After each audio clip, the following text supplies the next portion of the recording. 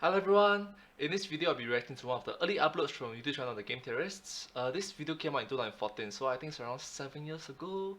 Yeah. Anyways, I hope that you like their videos. I'm a huge fan of their work and I hope that you will support them as well. If you do like my videos, please consider to like, share and subscribe to my channel and comment down below if you have anything to share with us. Thank you so much, let's start.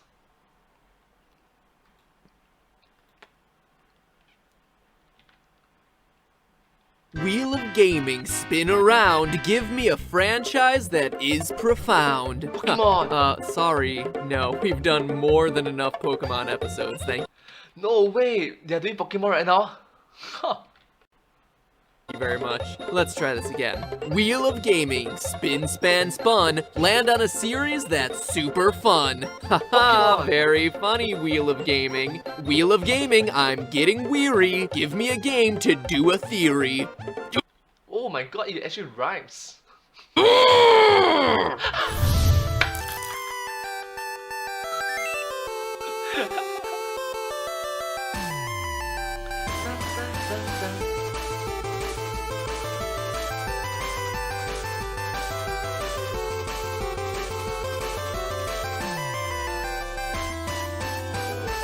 Wheel of Gaming, please, come on, give me something other than Pokemon.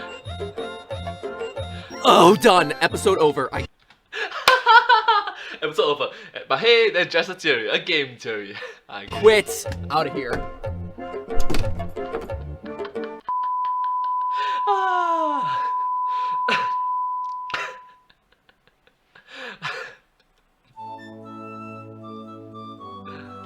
Hi, I'm a stunning, handsome and bubbling YouTube personality looking for a new job. My skills include, but not limited to, voice acting, photoshopping, animating, dancing, cake decorating, and ninjutsu.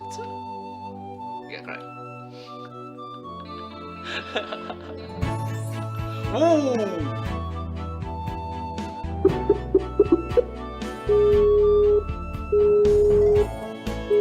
What is this about? I just can't do it, Josh. I mean, I've done theories upon theories on Pokemon, like at least 6. There are so many other games that I want to talk about, but for some reason, Pokemon, it just keeps pulling me back.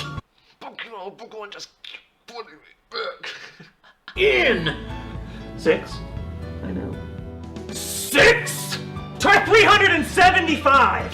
Video after video, week after week. Creepy Pokemon, cool Pokemon, sexy Pokemon, weak Pokemon, Pokemon games, Pokemon manga, Pokemon cards, blue, red, white, black, X and Y, purple! I can't talk without saying Pokemon puns anymore! I can't do it!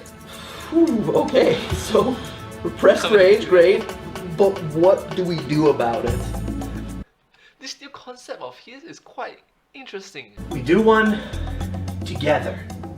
That doesn't seem to solve the problem we're talking about here. A Pokemon theory so mind-blowing that they never ask us for another Pokemon theory or video again. Hey, if you even mention the words lavender and town anywhere close to each other, Humans are Pokemon. Oh! Now you're speaking my language. No! Humans are Pokemon, you shouldn't cross that line. Title card up.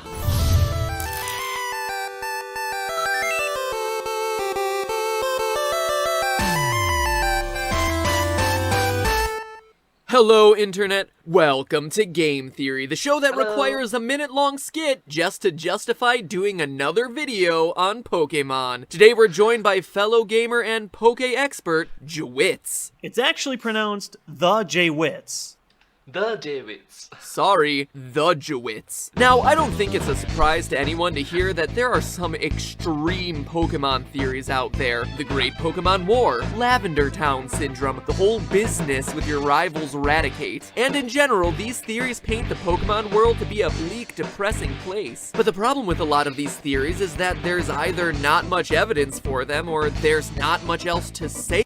So you kill your rivals right there, and that's about it. About them. This show may sometimes be accused of reading like bad fan fiction, but at least it's well substantiated bad fan fiction. Regardless, there's one facet of Pokemon lore that has gone largely ignored by the fan community. Probably because it's buried in text that no one bothers to read. Well, except for us. And that's the bizarre connection between humans and Pokemon. If you thought the Pokemon franchise was strange before, you ain't seen nothing yet. It all starts in Kanalave Library. Among the shelves of the library, you'll find many myths of the Pokemon world, but there are a few that stand out. In particular, a piece of Sinnoh folklore that reads as follows. There lived a Pokemon in a forest. In the forest, the Pokemon shed its hide to sleep as a human. What this seems to suggest is that Pokemon and humans were once one and the same, but it doesn't stop there. The next myth actually spells it out. There once were Pokemon that became very close to humans. It was a time when there existed no difference to distinguish the two. And if we want to get really technical with it, the original, literal translation of this passage reads, there once were Pokemon that married people. This was a normal thing because long ago, people and Pokemon were the same. So we know about it, right? Pokemon and humans are the same. What they're saying is that at one point in the history of the Pokemon world, human-animal marriages were acceptable.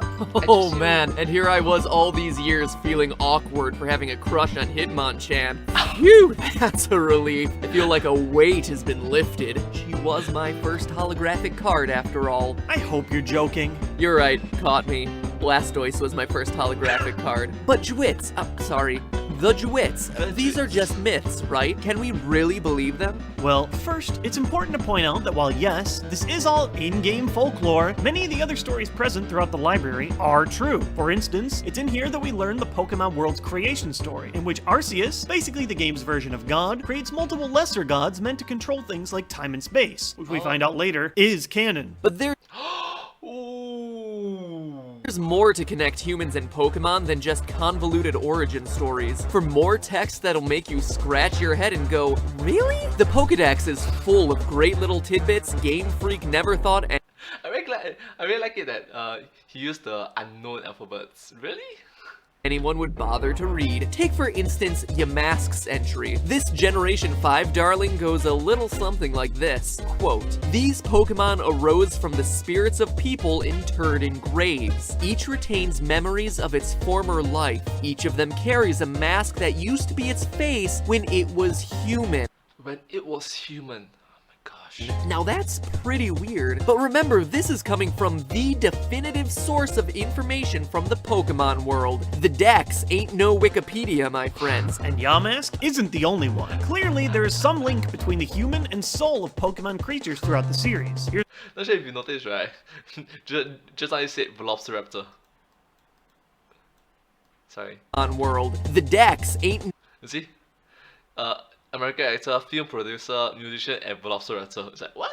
No Velociraptor? Wikipedia, my friends. What? And Yamask isn't the only one. Clearly, there is some link between the human and soul of Pokemon creatures throughout the series. Here's the entry for Generation 6's God, Phantom. woo! These Pokemon are stumps possessed by the spirits of children who died while lost in the forest. So take one dead child, add one tree stump, and you get a Pokemon. Rated E for everyone, has never been this dark. But it goes all the way back to Generation 1 Pokemon before the game developers started to get desperate for ideas. Just look at Fire Red's Kadabra. It happened one morning. A boy with extrasensory powers awoke in bed, transformed into Kadabra.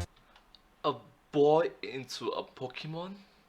End quote. Who wrote this thing, Franz Kafka? I love how matter-of-fact this is. It happened one morning. Like, it ain't no big thing. What? Your son is evolving. Congratulations, your son evolved into a creepy yellow monster with 6 fingers, 6 toes, and a spoon. Time and time again, we see humans, both alive and dead, becoming Pokemon. When you really stop to think about it, it's almost like human death is just another event that prompts Poke evolution, transforming us human-shaped landscape Pokemon into a ghost type. So there's lore that points to humans being Pokemon, a very clear human-Pokemon connection in various Dex entries, and then there's also a biological connection. Last time I talked about Pokemon with the Dex crew, we examined the role Darwinian evolution plays in the Pokemon world, specifically looking at how bird Pokemon designs relate to their respective regions. But if humans did indeed evolve from Pokemon in the same way humans evolved from apes in the real world,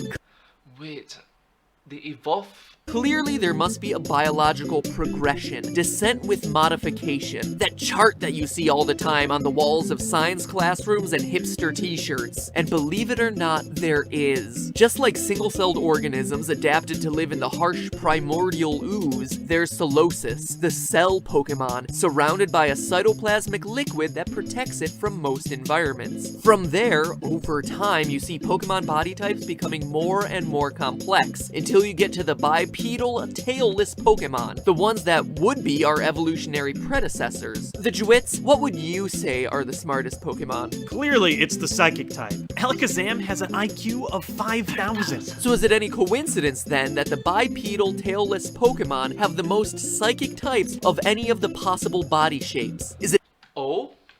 Oh? Wow, they actually did that research. Wow.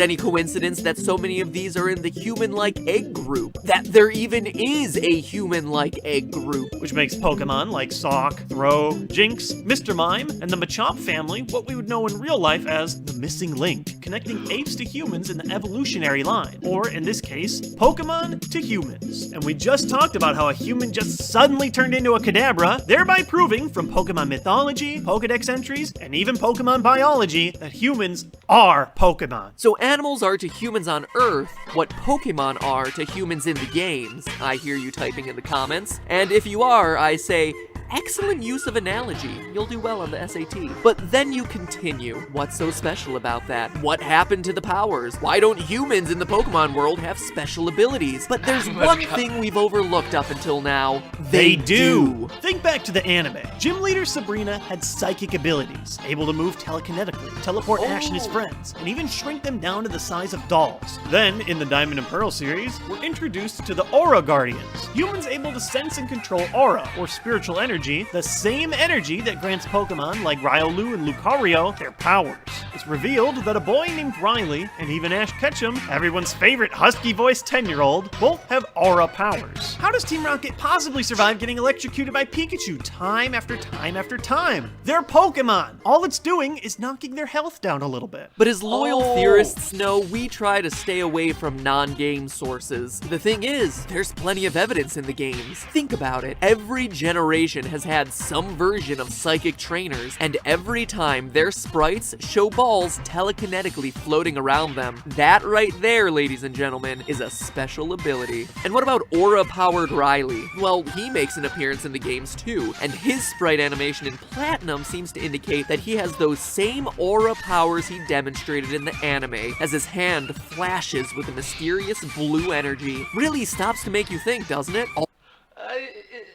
It made me stop and think that maybe you're thinking too much. All those black belt trainers, not just martial artists, but fighting types. Everyone else, normal type. But why would humans evolve and survive in the first place? In a world with creatures that can melt your face off, injure you with bubbles, and drain away your life energy, humans seem pretty delicate. Sure, there are some psychic humans, but the general populace isn't launching fire blasts at each other. Matt Pat used Disc Job. It was soul crushing. Definitely not something that's gonna save you from a good vine whipping. Oh, good vine whipping sounds pretty good. Oh my. You're into that.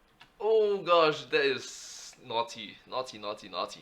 In a world dominated by survival of the fittest, how would humans survive? Our minds. That's the power that sets humans apart. No, we may not have giant water cannons strapped to our backs or the ability to surround our enemies in a tornado of fire, but we're able to lead, strategize, and build. That lightning attack had no effect on the ground Pokemon? Well, let me think about this and use a water type instead. Or I suppose if you're Ash, you just tell Pikachu to do it once again with more feeling. Humans were able to build hospitals to instantly revitalize a team, and discs that instantly teach them new skills. If we really are looking at this from the evolutionary perspective, what Pokemon wouldn't want to team up with us? The better the trainer, the more likely the Pokemon is going to be able to win, flourish, reproduce. In the end, Darwinian evolution fuels everything in the Pokemon universe, and it proves that we are the king of Pokemon, quite literally godlike in our powers. You're right. Remember Arceus, the aforementioned Pokemon who created the universe?